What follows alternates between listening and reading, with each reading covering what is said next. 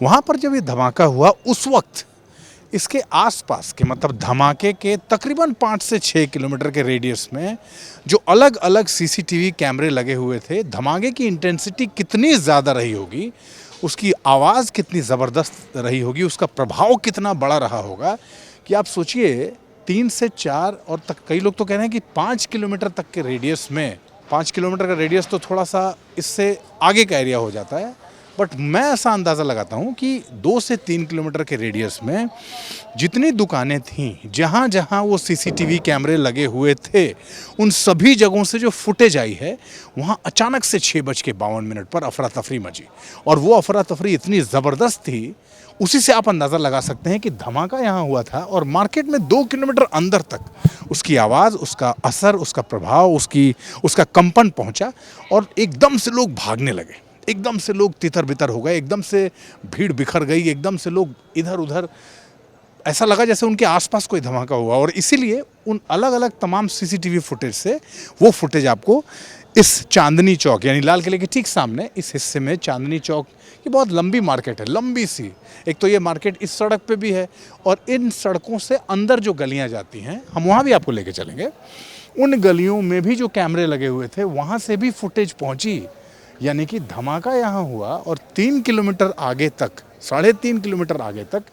उस धमाके की गूंज, उस धमाके का असर लोगों के बीच ऐसा हुआ कि लोग एकदम से हड़कंप मच गया और लोग भागना शुरू कर गए। वो आप सीसीटीवी फुटेज देख रहे होंगे तो आपको उसमें पता चल रहा होगा। ये बताने का मकसद ये है कि पूरी प्लानिंग, समय की प्लानिंग, रूट मैप की प्लानिंग, जगह की प्लानिंग,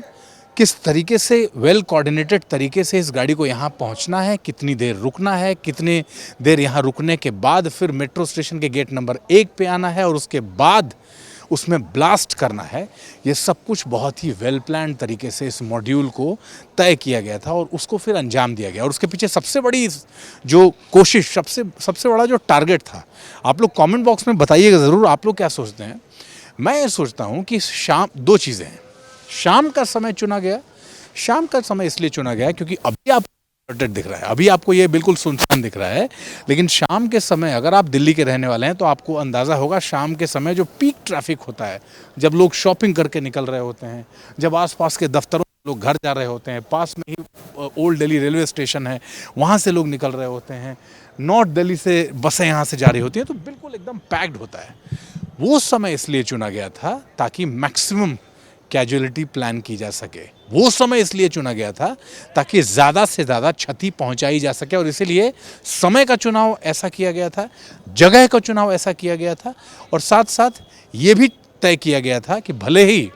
ये फ़िदायीन हमला इसलिए कहा जा रहा है और ये फ़िदायीन हमला इसलिए प्लान किया गया कि गाड़ी में ही रहना पड़े, लेकिन नुकसान ज़्यादा से ज़्यादा पहुँचाना है और इसलिए ज़रूरी ये है कि गाड़ी में रह के ही इस नुकसान को प्लान किया जाए। अब आगे की रिपोर्ट।